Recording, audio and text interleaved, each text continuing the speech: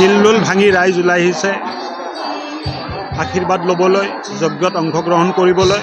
খুব ভাল ভক্তিময় পৰিৱেশ হৈছে গুপ্তেশ্বৰ বাবাৰ মন্দিৰৰ প্ৰাংগণত। এই গোটেই আয়োজন চলি আছে আৰু মই ভাবোঁ যে ইয়াৰ দ্বাৰা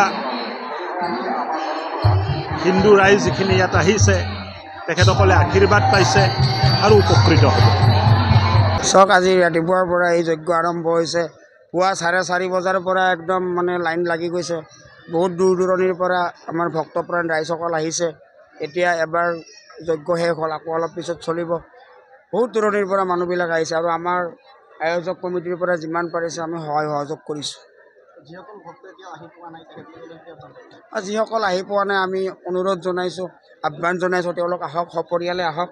ইয়াত খুব মনত প্ৰশান্তি পাব, শান্তি পাব।